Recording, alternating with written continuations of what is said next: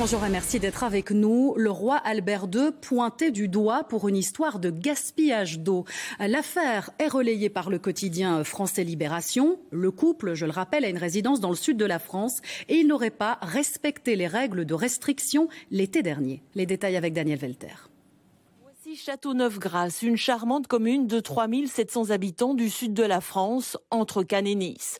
Un endroit idyllique et très prisé par ceux qu'on appelle les VIP. Silvio Berlusconi possède une résidence, le grand-duc Henri de Luxembourg, mais aussi Albert II, des invités de marque qui ne seraient pas très regardants sur leur consommation en eau. Dans le journal Libération, le maire témoigne. Certains propriétaires privés consomment plus qu'une maison de retraite de 200 personnes. On a eu des pics à 2000 mètres cubes par semaine. Ce sont des gens qui ont 14 hectares de parcelles et 3 piscines. Ils n'ont pas de conscience citoyenne. Pourtant, la région a bien été soumise aux arrêtés de sécheresse l'an dernier. Interdit d'arroser durant la journée, de laver sa voiture ou de remplir sa piscine. Les consignes sont claires. Le maire regrette qu'il y ait 2 poids, 2 mesures, mais ne peut pas faire grand-chose. Souvent, ces résidents VIP se retranchent derrière leur immunité diplomatique.